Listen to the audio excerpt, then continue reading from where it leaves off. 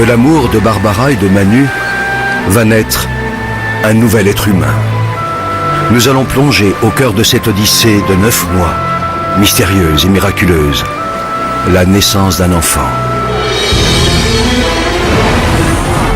Au tout début, c'est bien connu. Il y a la semence déposée par l'homme dans le ventre de la femme. Des spermatozoïdes par millions, un flot, un torrent de spermatozoïdes. Tous vont mourir, tous, sauf un. Pour eux, les messagers de la vie, c'est le début d'une véritable course au trésor, d'un sprint éperdu de plusieurs heures vers un rendez-vous galant, avec au bout, peut-être, la récompense du haut vainqueur et une fabuleuse promesse de vie. La rencontre avec un ovule. Agitant leurs flagelles, les spermatozoïdes progressent des heures durant, millimètre par millimètre, obstacle après obstacle. Le vagin et son acidité meurtrière, le passage encombré du col de l'utérus, l'utérus lui-même. Un véritable parcours du combattant. Les plus fragiles, les mal formés et les traînards capitulent. D'autres restent piégés ou s'égarent en chemin. Là se présentent deux tunnels différents, deux voies possibles. Seulement voilà, une seule de ces voies mène vers l'ovule. Dans cette course effrénée à la vie, il n'y a pas que l'énergie qui compte. Le hasard et la chance ont eux aussi leur mot à dire. De puissants courants freinent leur navigation. Des vagues font onduler un tapis de cils qui contrarie leur progression. Imaginez, les concurrents encore en lice ont déjà presque parcouru l'équivalent, pour eux, de la distance qui sépare la Terre de la Lune. Et pourtant, l'irrépressible force de la vie les pousse sans cesse vers l'avant.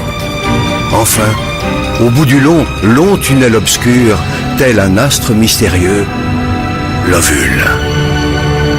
Il suffit qu'un seul spermatozoïde, un seul, atteigne l'ovule, y pénètre et fusionne avec lui pour que naisse un espoir de vie. Chacun de ces millions de spermatozoïdes porte en lui son secret.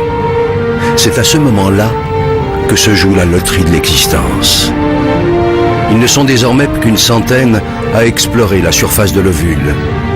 Quelques-uns seulement parviennent à se faufiler jusqu'à la capsule, formidable armure protectrice. Dernière agitation, ultime frénésie, soudain l'un d'entre eux finit par trouver la voie.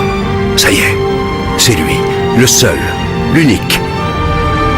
Aussitôt percé, la carapace durcit et les autres spermatozoïdes se heurtent à une barrière infranchissable. Pour eux, le voyage est terminé. Si près du but.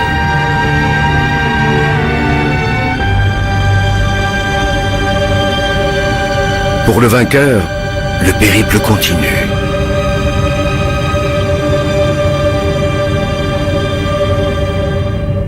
Il perd son flagelle, devenu inutile, et libère son trésor. Le patrimoine génétique de Manu s'unit à celui de Barbara. De cette union va naître une cellule unique au monde. Rêve d'amour, fruit du désir, et déjà esquisse de vie. Un œuf. Dès cette seconde, tout est déjà écrit, ou presque. Et puis le processus s'accélère. Une nouvelle vie s'organise. Une nouvelle aventure commence.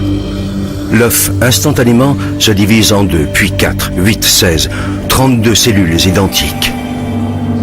Il entame en même temps un lent et long voyage. Au 3e jour de son expédition, il plonge dans une immense grotte qui lui sera bientôt familière, l'utérus. Au 6e jour, l'œuf sort de sa coque et se pose délicatement sur la paroi de ce très accueillant refuge.